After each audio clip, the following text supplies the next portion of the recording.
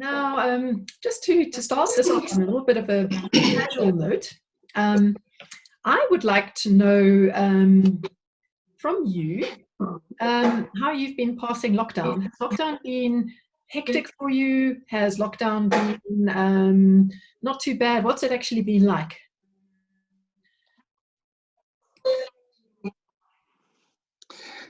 Well, Jess, I think firstly when I arrived at the house, we were running around doing a bit of shopping, and I don't know, I was like in this party mood, you know. I was sort of weird, like, you know, opening a bottle of wine, and we were braaiing outside, and then 3 days later I realized, you know, wait a minute, you know, what's going on here?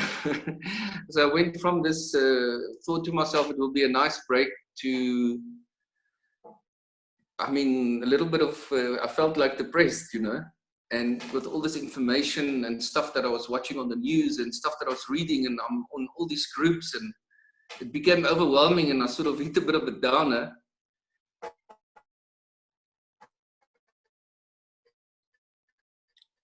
And realized I have to do something. Yeah, from there we were, you know, like as a family, we do a bit of exercise in the morning. I really feel that that makes a huge difference to your mindset. You know, all the good endorphins running around in your body, you feel fresh. Then we do a bit of house cleaning, we cook, we play games, and I work a few hours per day, you know, as much as we can work. Obviously, there's no hairdressing whatsoever. I did my daughter's hair. I did a nice makeover. I'll post it later today. I did a nice mullet look with some blondes. We always argue about how blonde she wants to go. And yeah, my wife did this chemical peel. She looks 102 years old with this skin that's busy coming off. So yeah, I think we're all very much in the same boat. And I think platforms like this helps us to communicate. These type of platforms are fantastic, and I think it's going to be used more and more in the future anyway, even when things turn back to normal. You're right. You, Jess, how's your time been? We've been propelled into we've been propelled into making better use of the digital age. And, you know, in a funny sort of way, I think it's almost been coming with the fact that people are becoming so busy and the roads are becoming so crowded. And, you know, every supplier across the board has said that the people are just finding it more of a struggle to attend in-person education, and it's for all the reasons. It's traffic, it's lack of time, it's that, you know, life is just a bit too stressful. And funnily enough, it's kind of been actually the opposite of all of that has really pushed us into embracing online alternatives, because there ain't no traffic now, but you're still not going anywhere. So it's sort of strange how it's happened, and I think it's time that it's happened, because even when we are back to whatever normal is like, it will be a wonderful thing to be able to have a much greater arsenal of weapons to access online, and a much greater library of education, and to be able to just sit down at your computer and become inspired just by being able to open a couple of tabs, as opposed to getting in your car and struggling with everybody else in your town. Yeah, I think in this way there's going to be much less traveling for, even like in the corporate world, people were traveling overseas for meetings, and you know, education is, people also traveled physically to each other. But I think with this technology, it's quite exciting, and I think things are going to change permanently. People are going to still use the access of, say, Zoom and Skype and all these platforms, even if things turn back to the new normal. Yes. Now, I'd just like to reassure that we've had a question about camera and audio. In our webinar, it's only the panelists that are visible and audible. So everybody else is should not be visible or audible. If you are, there is a way of turning yourself off, and you can just WhatsApp Belinda and she'll put you in touch with Brad to help. But everybody should, on our side, we can only see the two of us. So everybody probably should be able to do likewise, just so that you know. And the only background sound should be from the two of us. So we know who to blame. If there's yelling in the background, that will be me, because I tend to lock my other half out of the house during these things and forget about him. So if you hear a big hammering and screaming, please let me know. I'll go let him in. So I think before we go any further, we do need to address what really the biggest challenge is for our industry right now. And I think it's a thing we have to face head on, and we have to chat about what is being done. And that is the fact that on Saturday, hairdressing was announced as a level 1 classification. And I know this has been a real body blow for a lot of people, and I was feeling very depressed. What were you feeling, Terence?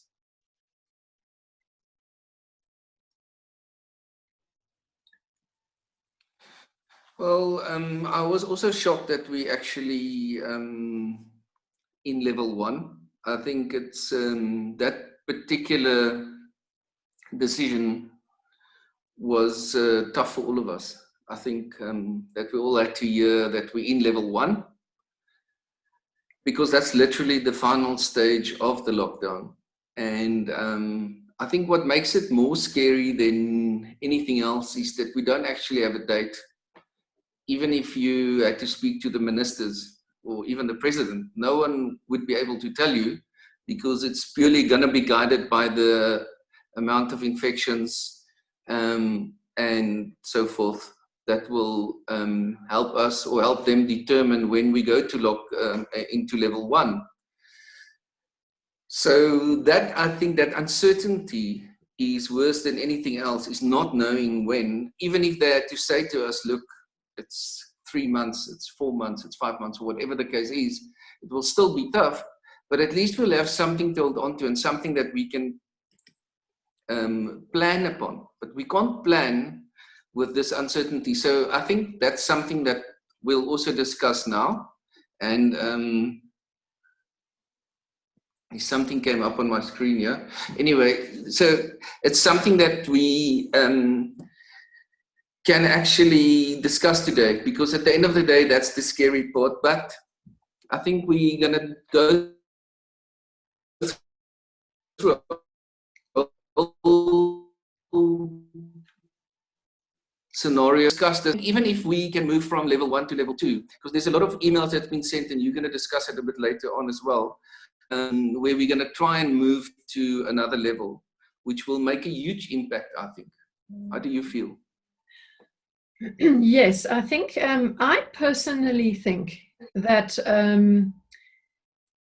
putting us at level 1 was an actual mistake, and it's a mistake that will need to be rectified. And I think it was done without proper thought, and it was also done by and I know that this is slightly throwing probably some of the beauty industry a little bit under the bus, but there are different levels of necessity for various beauty services, and they've, I think, lumped them all in one. And then because it's such a vast, massive extent of services, all of which are hands-on, and some of which do have less regulation and less hygiene than others, they put them all on level 1. And I think that what will happen is, hopefully, as we lobby and as we start explaining, they may separate out some of those some of the categories into different risk sectors, and therefore we will find that we have a different category for certain services. And I think that if you look at other countries, people have actually they put hairdressing back into the sector before any other beauty services. Hairdressing has always been the first, and there's a very, very clear and good reason for that. It's because other beauty services can wait a bit, like skincare, even though it's a very grudgy thing to have to wait for skincare and anti-aging treatments. Nails can be cut at home, and it's not too difficult to do, but hair is a different story. Hair has to be managed, and hair does not easily look good. And especially with more people going back into the workplace as the levels open up, you're actually going to find more and more and more of a demand for haircuts. People have been stuck at home during lockdown for over a month. The hair hasn't been too much of an issue then, but back in the workplace, when people are out and about and they've got to look professional again, it's going to become a big issue. People need a haircut. They need to get it out their face. They need to look presentable. They need to be able to come across presentably. There was a very funny meme going around where one TV presenter was shown with an extremely sharp haircut, a perfect fade, a to the millimeter beard trim, and there's no way he did that himself. So someone's barber's been working, and if hairdressing is not opened up, we're going to see more and more of that happening. That's my view. What do you think, Terence? Yeah, I hear what you're saying, and I think everything you're saying, I'm agreeing with you 100%. I think for the rest of us that's sitting here and listening, well, everybody else that's listening to this, I think one of the major concerns is obviously the economic side for us, because a lot of us, this is our main source of income. This is, this is what we live off, and it's quite scary to think for the next however many months there's going to be no income. So I think that's the scariest part for us. And obviously we've got the normal frustration of sitting at home, not knowing what to do with ourselves, and we feel a bit caged in. But more than that, I think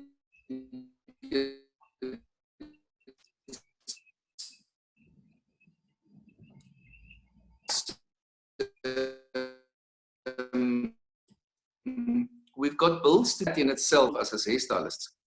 I don't know if I've lost you a little bit. I can't hear anything. Yes, you just had a little glitch in your connection there, I think. I don't know if it's just a little pause in the signal. Has anyone else been battling to hear Terence, or is it just it's just me? Okay. All good. It's just you and I. Okay. Everyone else can hear us. Yeah, we just can't hear each other. Yeah. Look, Jess, I think it's been such a crazy time for all of us. I mean, for the human race, I think it's been such a ridiculously surreal, crazy time for all of us. And I think we're going through so many emotions. I think people are anxious, people are uncertain, people are worried. I mean, I've even seen a hairdresser burst out into tears in Europe. She just took down the pavement in front of a salon. And even makes me sad just thinking about it now. And it seems so real, But I think we have to stay strong, and we have to keep our character strong, and we also have to think about, I mean, many years ago, the World War I, 25 million people died. World War II, 65 million people died. I mean, in the Spanish flu, 65 million people died. So if you take that into context with how many people died now, I think worldwide we're just below 200. I'm not sure. I try not to watch all the time. I'm trying to keep myself informed, and I think it's good for everybody to do that. But I also believe there's sometimes an overwhelming feeling that can be dangerous for your mental health. And I think it's really important, not just physically in the morning to do a bit of exercise, but also to keep yourself mentally healthy. And that's more difficult than ever before for me to sit here and say, yo,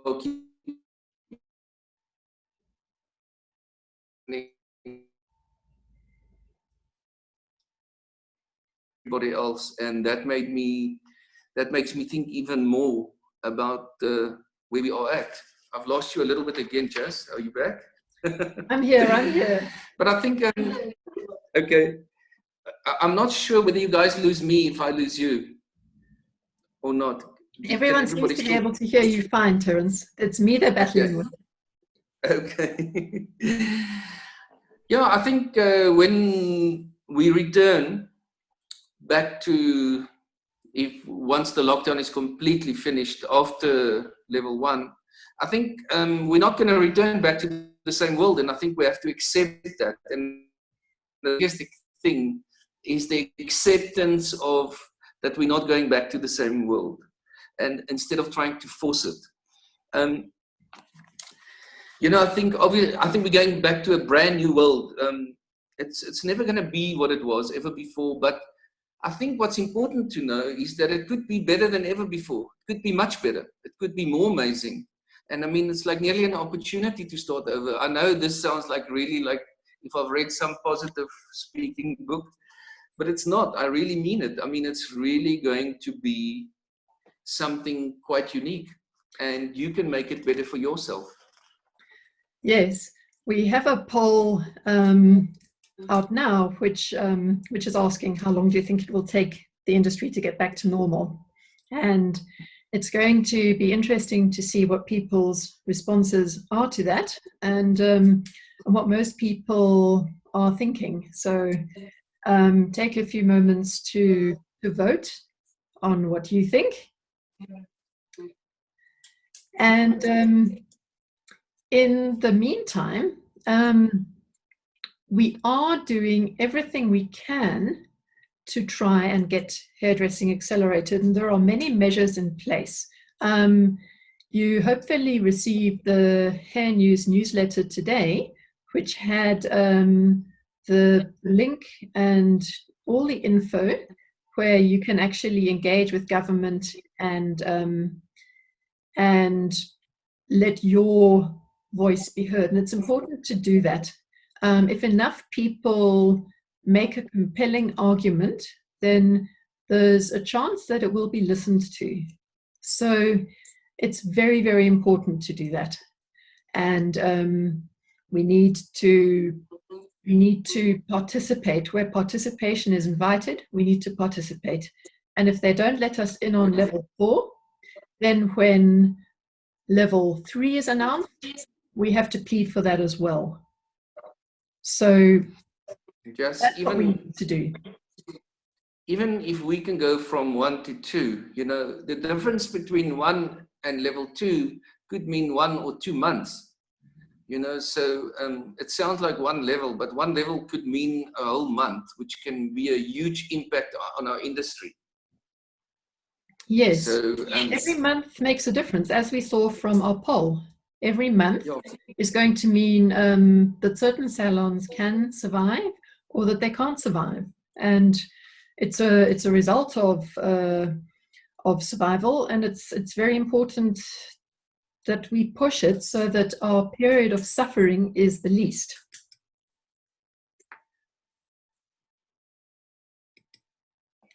So yeah, I think for some hairdressers and all of us that are here today.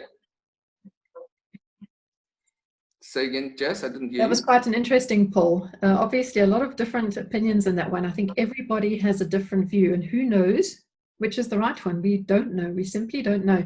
We're going through uncharted territory, and we just have to navigate it as best we can. The other measure that is in place is there's going to be a petition being submitted, and there are 2 petitions circulating. To me, I think the one that needs to be signed is the one that is being circulated by the EOHCB, because as an official industry body, they've got bigger clout, and they have the connections in government and will be able to engage on a more direct and familiar level. So I think, you know, by all means sign them both, but if you sign one, please make it the EOHCB one, because that's the one that they'll be using to help plead their cause as well.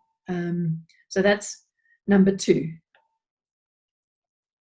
Yes, I think just the main thing here is that no one knows when the levels will even change.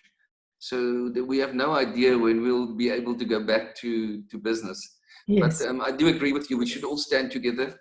We should communicate. We should all write our emails. Just on the emails, I do think that we should try and be as professional as possible. Yes. and ensure that nearly in a formal manner to present it, instead of like a light-hearted fun way. I think it should be super formal, super professional, and I think it would make a difference to the person that reads this and this communication from us. Yes. And I think everyone who's stating their case is doing it in a very heartfelt way, because I actually got emailed someone's comment today because they didn't have any access to putting it in a Word document, so I did it for them. And just to read those words that are written from the heart, and there was a lot of emotion in them, and also really a lot of persuasion. And I just hope that that everybody's is taken the same way, and that the people who are making the decisions realize that the industry really wants to bend over backward to be allowed to start up, and will do anything to ensure that it is done safely, and also to comply with anything that is laid out in terms of what's required from the salons. Yeah. Now, Jess, I think everything we discuss now is 100% crucial, and it's so important. But what I'm saying to you is that we should also discuss, yes, we are very stressed when we're going back, when it's going to open, and we want to push for it to open quicker. But what are we going to do once they say, yes, lockdown's finished? I think there's going to be a little bit of an anticlimax there, because I do think we're going to have this following of clients that's going to rush in, and we're going to do the necessity treatments. But I think things are going to be very, very different in the future of our industry. And I wanted to just touch a little bit on that. Let's do that. Let's do that. Yes. So one of the things that I'm saying here is, I think if all of us, and I'm speaking from a humble point of view here, sincerely, and I'm including myself as any other stylist in the country, that I really think that we should stop worrying about stuff that we don't have control over. Yes. Because that just eats up on a part of your brain that you could be utilizing to rather do something, to rather stress about something and do something on the areas that we do have control over. So if we don't have control over the infection rates, we don't have control over the decisions that the government makes. We can try from the side with all these emails and stuff, but the decisions they make. So what I'm saying is, let's rather think about what we can do for ourselves and for the industry and for our families, and rather take those steps. I've read a lot of books, and I've read a lot of motivational books, and every single motivational book I've ever read in my whole life says the same thing. It says when your environment changes, you should change with it. So I've read that, and obviously they set it out in so many different ways, and so many different angles. And if there was ever a time that there was an environment change, it's now. Yes. And so, I think it's going to be a brand new world when we get back, and we're going to have to act in a brand new way.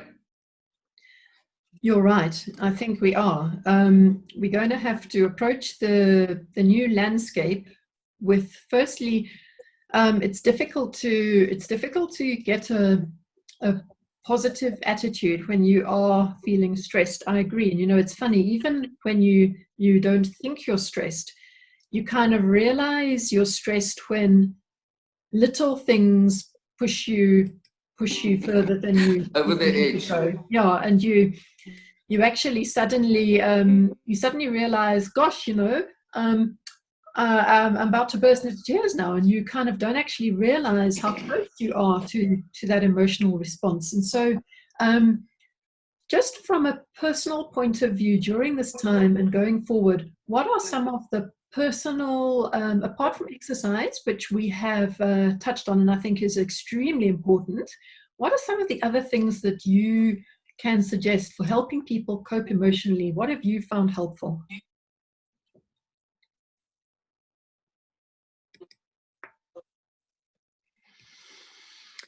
Well,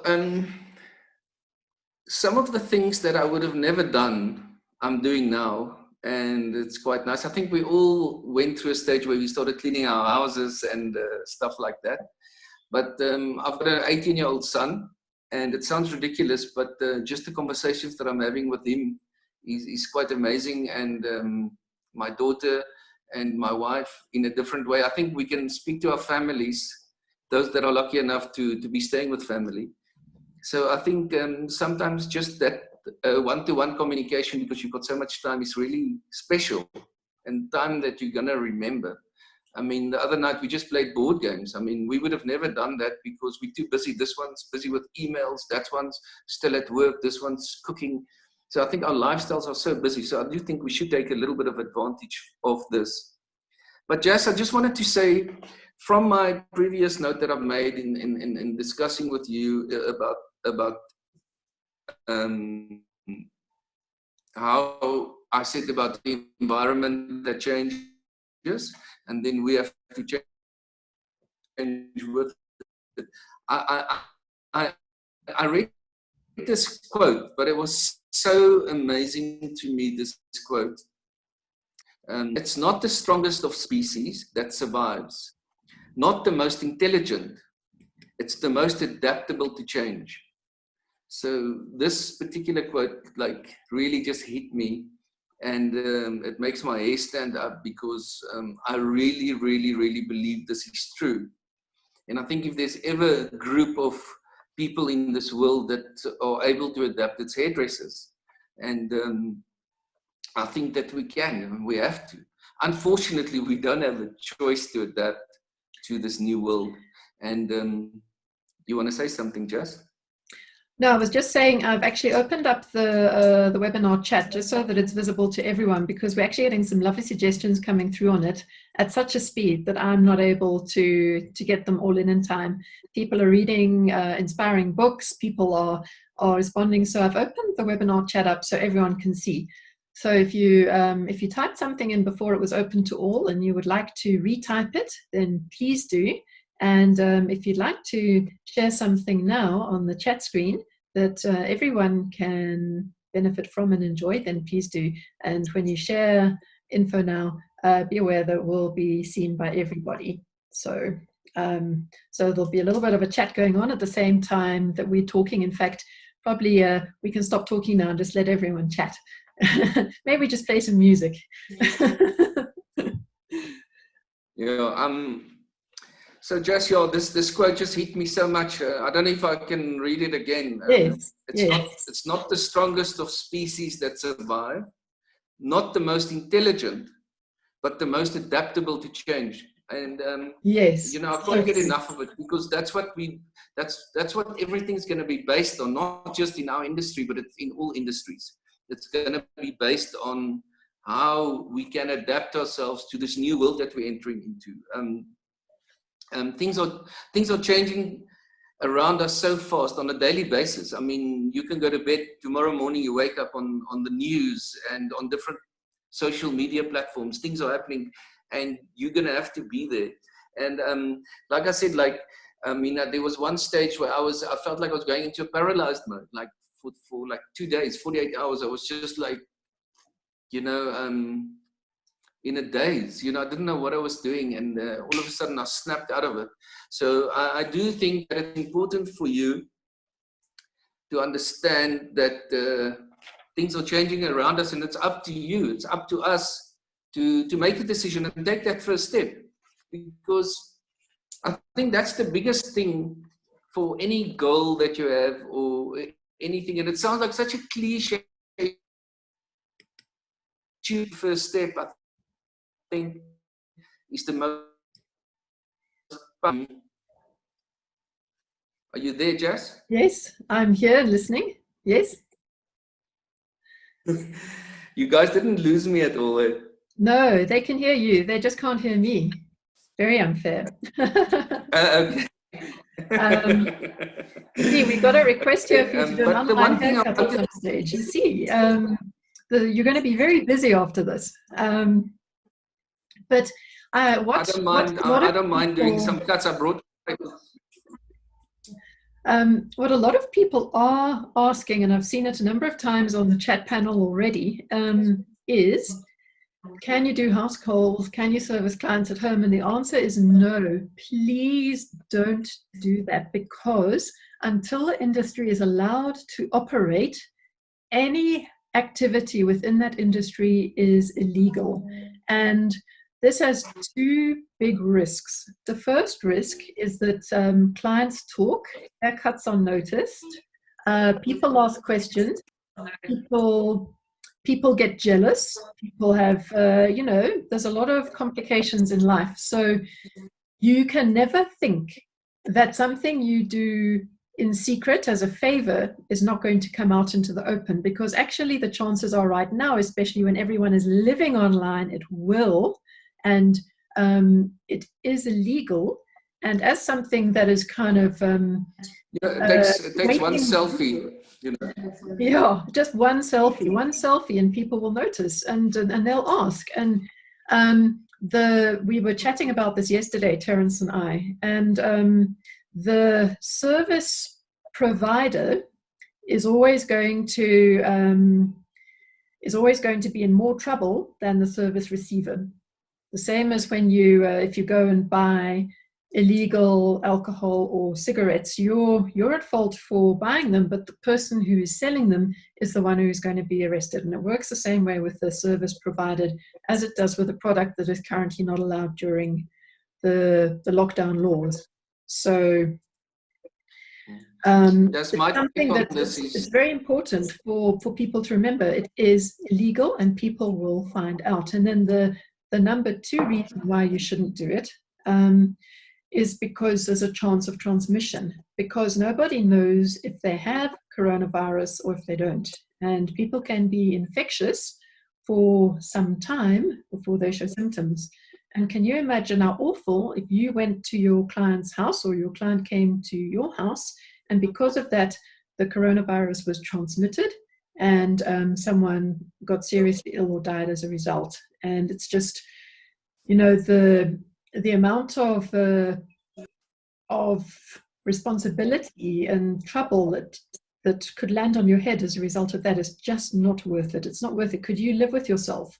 It's one thing if your business is open legally and you are legally allowed to be open, you take all precautions, then you can say it's just one of those things. But if you're operating behind the law, and especially, more so than buying cigarettes, which is a quick transaction, doing hair is a long transaction. There's more chance of it happening.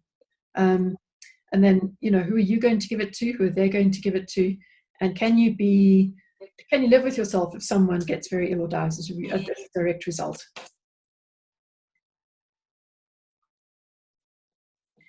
No, Jess, in my opinion, it's just not worth doing this. I think that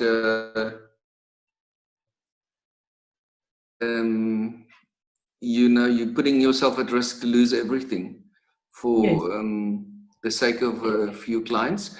And all of us want to do that, including me. I would love to, do a couple of designs, colors, and enjoy myself, and also make money off this.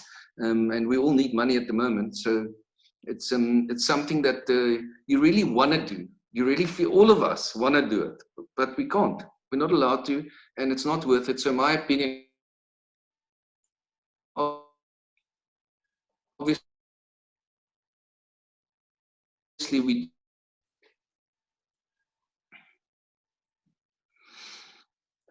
I've lost you there. Are you back? I think people can still hear you. It's just me.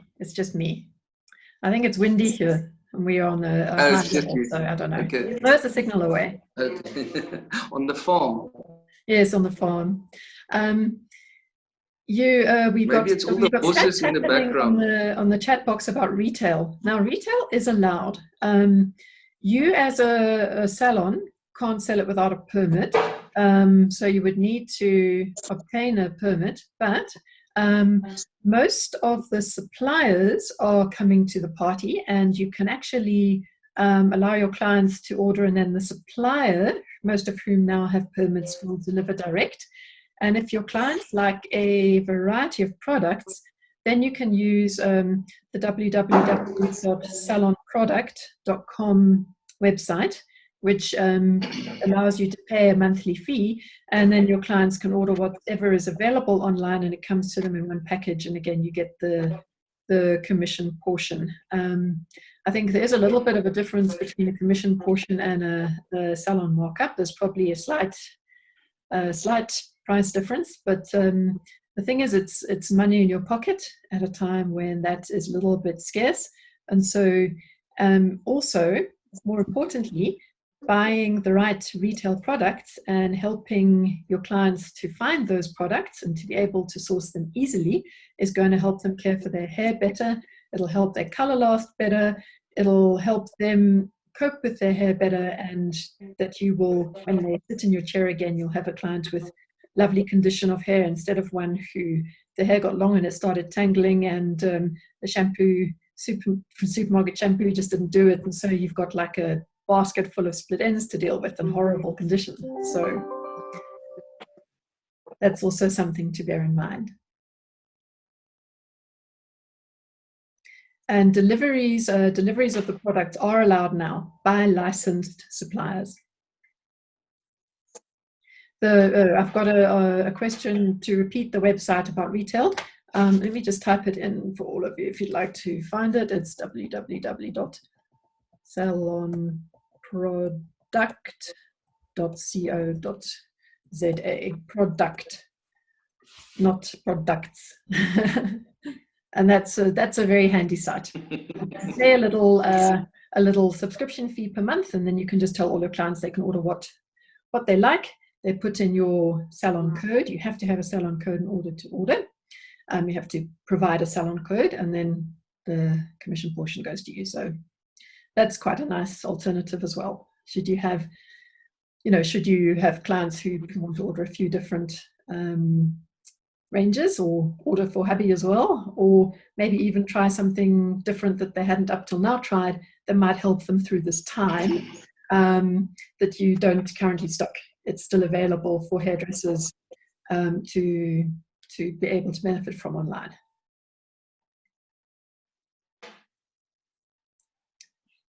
So there's many ways of doing that, and there's many opportunities to at least keep clients ticking over and to keep something coming in, and also more importantly, a feeling that there's still a link with the salon, that there's still a link with the industry, that your clients are still doing something to keep their hair looking good, and to keep in the loop and to keep supporting you.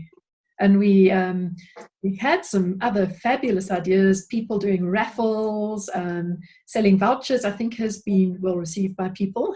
Have you? What have you done with your clients, Terence? How have you communicated with them?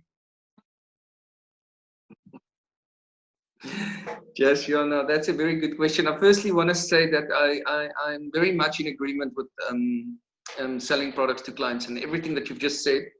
I agree with you 100%. I think with Twin Care, with staff doing this online sale thing through his existing salons and everything, I think it's fantastic. And I do think it's a way to communicate to your clients. And I do feel that the point that you made is that still being in communication and some type of communication with your client, and to keep you in front of mind, I think is there. So yes, in the same way, but I think besides all of this, it's still a very scary time that we are in. And I think we have to admit that to ourselves and to everybody else. So I think more than ever before, it's a time that we have to stick together. It's a time that we have to help each other to get through this. Yes, exactly. And it's a time that we have to think of ideas and share it amongst each other to try and get the industry back, not to where it was, but to something new, but also something successful and something amazing. And I think more than ever before in the history of hairdressing, we have to stick together. So instead of trying to be competitive. I think we have to work together, because I think in the bigger scheme of things, it's going to be more successful for all of us. And Yes. I think with all of this in mind, you have to make a decision on your business, on your career, what you are going to do, where you're going to go next. I think it's really important for you to sit down and think about it. You know, I think we're reading a lot, we're watching a lot of news, we're communicating to other hairdressers, this type of platform, and we watch webinars on how to do better color applications, how to do better cuts, all of that. And I'm not saying that's a bad thing, that's all great, because the reality of it is there's a lot of salons that are going to close, unfortunately. There's not just our industry, a lot of businesses are going to close in other industries. The shopping center rentals are crazy expensive. The costs of staff costs, salaries, stock, rental amounts, insurances. I can carry on talking about expenses, but it's crazy how it just builds up, especially in the bigger salons. We just build up more and more expenses, and eventually we do R1 million a month in a branch, but there's no profit left, because there's so many expenses that we have to pay.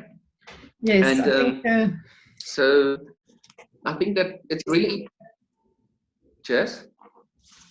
Carry on. It's really important to make a decision, and I think if it is a decision that you have to make to close your salon, which is probably one of the toughest things in your whole entire life that you could possibly do, because you've put all your love, your sweat, your emotions, your money, your energy into that. But it's something that might be at this stage good for you, then you must make that call, and work for another salon or do something. But if you're going to lose money every month, you're going to get yourself deeper, and the more you're bleeding out, you're going to get yourself deeper and deeper into trouble, because you have to pay that money back sooner or later. It's not going to disappear. So that's the one option. The other option that I've got down here is to actually sit down and think about maybe other salon owners in your area, or maybe not in your area, where you can actually have a meeting with them and say, maybe we should join forces, where we can share expenses. We can maybe either co-brand, or we can come up with a completely brand new brand where it's a new business, but the costs are going to be less for us, where we can work together. We can share maybe like the receptionist cost, we can share the rental amount, we can share so many different costs that just come up all the time, and it doesn't stop. And I think that's the biggest thing. It's not that we're not making money, we're not making turnover, we're making great turnovers, but it all goes out into expenses again. So I think there's two ways. One is to try and lower the expenses as they are, to try and cut them down to the bare minimum. But there is risk on that as well. I'll discuss that just now. And the second point is to try and share costs with another salon owner where the two of you merge. So when we talk about cutting expenses, first of all, it's very difficult, because where do you cut, what do you cut, how much do you cut? The first thing where people normally cut is on your marketing. And I think that is not necessarily the right decision. I would rather cut somewhere else and bump up the marketing. And but in a time that it's so scary for you, the cash flow might be even more difficult than ever before. So how do you take money out for marketing? But I do feel that sometimes you can cut down costs so much that there's nothing left of your business. For instance, you can cut one staff member out because you have to retrench them. You don't have a choice. The other one might resign, and then you retrench another. Eventually, you've got no staff left, but then you've got no turnover left either. And you also have no morale left, and you have none of the spirit of what you originally started with left. So, and also sometimes people drop down the quality of the products to try and save money, and I also think that's a problem. So one must be very, very careful on cutting costs, but I do believe that we all have certain areas in our business where we can cut costs, and it can have a massive contribution to our success in the future.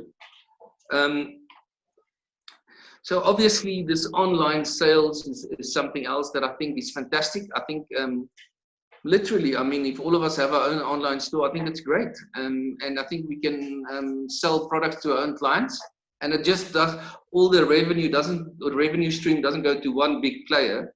It's actually distributed amongst all of us. You know, actually, as a retail can be 20-25% of your business online. Yeah. You know, and it's not even going through your existing business. So I think that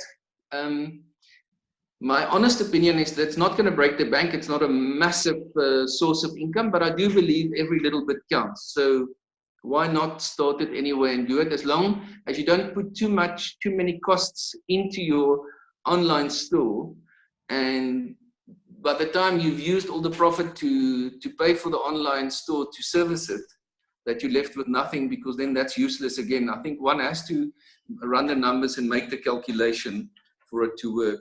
Yes. So I would literally... Which format suits you best, whether it's your own store or whether it's just using, you know, cooperating with your supplier and allowing them to support you in that regard, or a third party. There are so many options. I mean, the point is that it's something you can do while you're closed and sitting at home. And it's something that can bring you an income even when the salon is currently sitting empty. So that's the good thing about that. Yeah, I've seen salons, some oaks, even just have a normal WhatsApp line. You know, normal WhatsApp. Yes. The client would say what products they want. They would give their address. The hairdressing salon would give them the accounting details, the bank account details, and they would deliver it. So yeah, I think that's great, and I think we should go for it.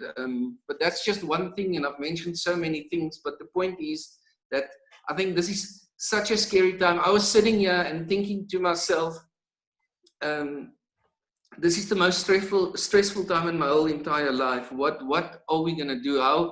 How can we help the industry? What's next? You know, what are we going back to? And as I was stressing, I actually thought about something to help everybody. And tell us about that. Yeah, and initially, as I thought about it, I started looking at it, and I said to myself, no, it can't be. And I re-looked at it again, and I went through so many emotions. But the bottom line is, when you, as a stylist, start, when you have a salon, as a salon owner, you've got this huge monthly rental that you pay. And whether your salon is closed on a Sunday and you and you work for 6 days a week, or it's closed for 2 days, or it's never closed, but there's some days that you're not busy. So we're all busy on a Saturday. A lot of us are busy on a Friday, and maybe 1 or 2 days for the week, but it's not pumping 7 days a week. And I think that's one of the biggest issues, that you're paying rent right through the period, whether you're busy or not. That's the first thing. You've also got a lot of staff salaries that you sit with, that whether they're working or not, you have to pay them, especially basic salary earners. You have to pay them whether they're working or not. And so we're responsible as salon owners for all of that. But I'm speaking to stylists and salon owners and everybody. So the idea that I came up with is to set up a scenario where you can come into a salon and only pay for the days that you're actually working. So you can only pay rent on the days that you're actually working. So it makes it super productive and super effective. So imagine you could go to your landlord and say, listen, I'm only paying for the days that I'm doing my clients, and I only want to work 2 or 3 days a week. So that's literally what we have done. We've created salon suites. This new concept is actually called My Salon Suite. And what you literally do, you come in, you pay 850 Rand for the day, and you do your clients on that day, and that is literally your cost to us. And for the rest of the day, you just work flat out. You can work from 7 to 7. You can work 1 day a week. You can work 2 days a week. And it actually just makes so much sense, because if you have an assistant, you would also pay your assistant only on the days that you're actually working.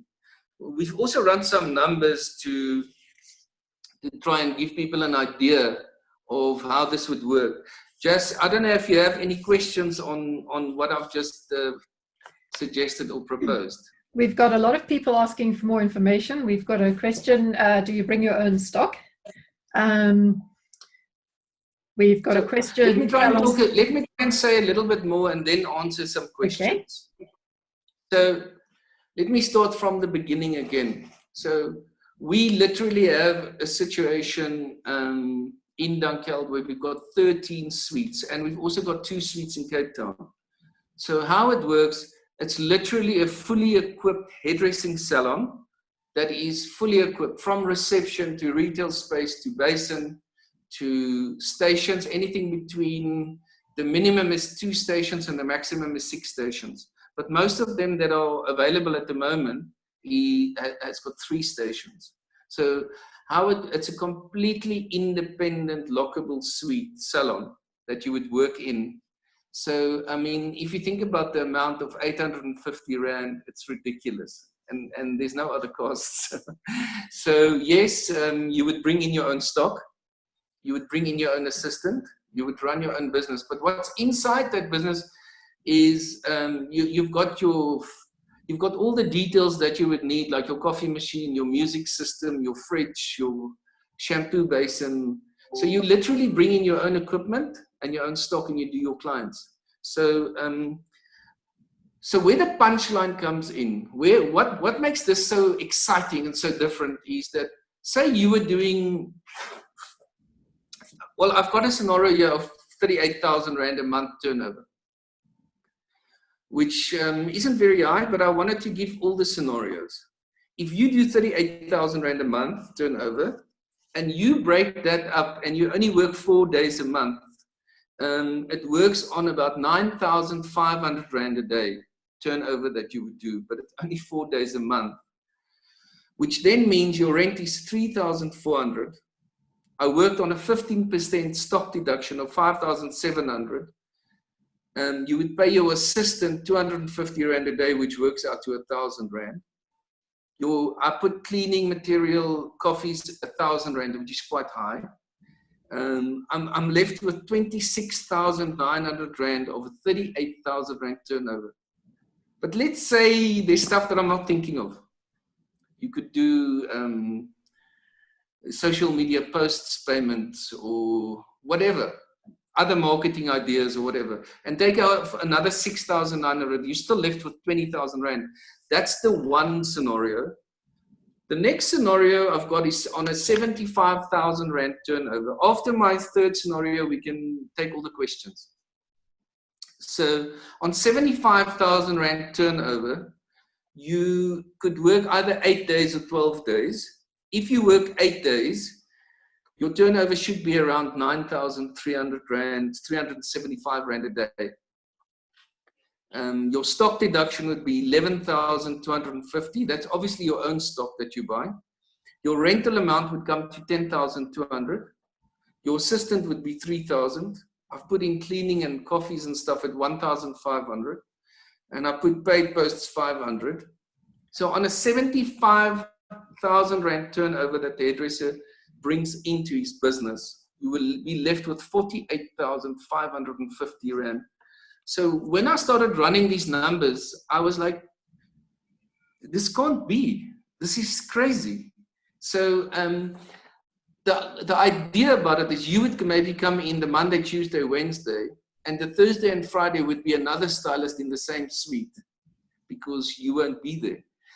And then at the same time, what made this thing super exciting for me, say you work 2 days a week, you could then do a side hustle on the other days. Say you only work for your hairdressing on a Monday and a Tuesday, you could then say to yourself, okay, cool, what is my side hustle? I'm going to do something else on Wednesday, Thursday, Friday, Saturday, and Sunday. And you can do something else to generate money.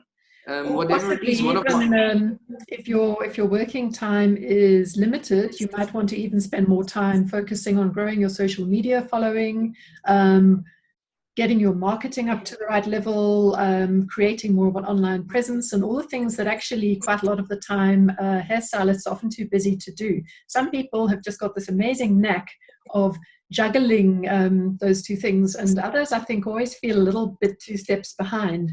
And now is a time when you actually will have time. And I think what you're saying as a concept is brilliant, and I think it's fantastic that you're offering it, because I think that there are going to be very many salons that perhaps will not be able to open successfully, and very many hairstylists who will be looking to completely reallocate themselves in the industry and make almost a fresh start. And this is an option.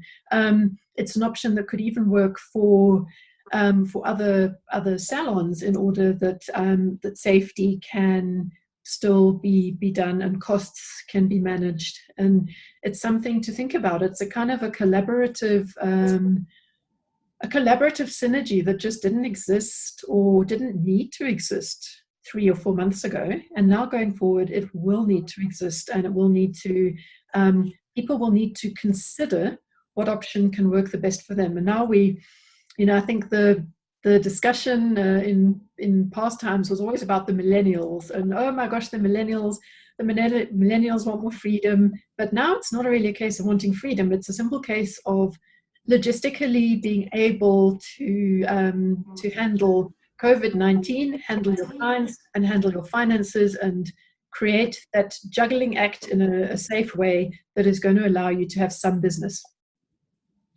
Yeah, Jess, also thinking about a stylist that sits there for the whole month. I see the frustration in their eyes. I see that stress, but because they're working for someone else, they can't just take their bag and go home. They literally have to sit there the full day. And what this means is the hairdressers are also going to be very productive on those particular days, where they can actually, when they come to work, even if it's 2 days a week, be fully booked, be very busy, make a lot of money. And so if you only work 2 days for a week, that would be, 850 times 2? I don't know how much that is. I think it's 1,600 Rand or something. And it's a really small amount to pay. And then all the money that you produce goes into your own bank account, because you bring your own credit card machine, and it's got nothing to do with the actual suite company. And I think that one of the biggest things is the productivity that the hairdressers are going to have, because it's also going to keep them motivated, because it's very demotivating to sit around waiting for clients. So say you do 2 clients on Monday, 1 on Tuesday, nothing on Wednesday, and another one on Thursday, to rather bring all those clients into one day, align them up, and be productive on the day. And it actually motivates you as well, and it creates that energy. And then also other clients can see how busy you are, and then they also talk to their friends. You will say, I'll go to the stylist, they're so busy. And also, there's something in this world that's so crazy about supply and demand. So when a client phones you and you say to her, sorry, I can only see you next week Tuesday, it's sort of as if they become even more hungry to come to you than you're just available whenever they're pressing the button. It's crazy how psychologically clients feel different. They always brag about it. I go to my hairdresser, but you can't get in for a whole month. My hairdresser is so expensive, and my hairdresser is this, and my hairdresser is this. And that's very much to do with the psychology behind supply and demand. Yes.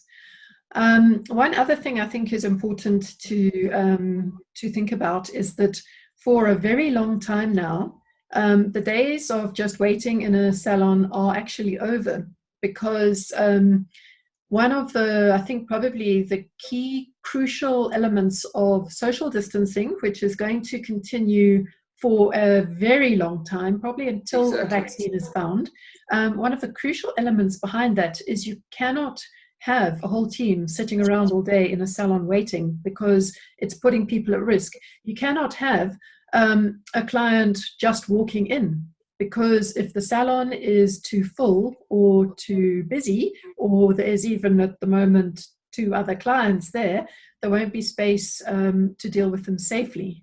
and even waiting around and sitting down is probably not the most advisable. So I think we're going to find that the industry really works very strictly on appointment only. And this also means that you almost don't want to be waiting around in the salon. You come when there is an appointment and you do your clients, and that's really what the industry is going to have to look at. It's a new way of organizing your calendar and your life, and it will just help to decrease risk and to follow the social distancing and to ensure safety for yourself and for everyone in the salon. And I know that we had a couple of mentions earlier, which I just want to touch on quickly now. One was about retirement villages. I think those are extremely high risk, and I'm actually not sure what to say about a salon who goes to a retirement village, except you would probably want to allocate just one person to go, and to ensure that that person was probably thoroughly, almost, I know you can pick coronavirus up at any time, but you would almost want that person to be tested negative and to wear maximum safety gear and precautions, and to just try, and because, if it gets into a place like that, it runs rampant, and then you're going to see a lot of losses and a lot of very sad, tragic deaths. So that is a hugely high risk scenario, and I think people are going to have to think very, very carefully about how to manage it in the safest possible way, because yes, elderly people desperately need their hair done. They need that care and that tenderness, and to feel good and happy about themselves, but in a way that will minimize any risk of spread throughout their sheltered environment. So I'm not sure how you would do it or how you would work it. I can't actually answer that, but all I can say is those are the elements to consider. You almost want, in a situation like that, you actually almost want to be in a retirement village with an ex-hairdresser who can still do hair, because then you're all in it together, and that person can just go around and do everybody in the village, and maybe it might end up being that way. There's a designated hairdresser who takes a bit of advice and goes and helps everyone out for a while, at any rate. Well, then Gary Rom stays in a retirement village, so maybe he can just help the people in his retirement village there. Then the other thing, kids' hair, and kids' hair is everyone's laughing. Kids' hair is also another challenge, because you don't have much control over them, and they touch everything, and there again, how are you going to manage the child, that the child stays as sanitized as possible? Perhaps there can be, I don't know, little gloves, little disposable mitts that you put on to a child, or like a full-length cape, and you give them a sanitized toy to play with underneath it. And it's definitely a risk, and obviously it's more of a risk because with the child you're going to maybe have a sibling and a parent coming in too, and so that's more people in your salon. It's something to think about, and again, I don't think anyone has the answers. I think we're still finding our way in this landscape and working out, if you a salon that specializes in children, or you have a lot of clients with small children, how are you going to do it? And it's up to all of us to think our way through this maze of challenges and come out with a solution that is going to be safe and viable and workable. And yes, as the levels drop, it will definitely become easier.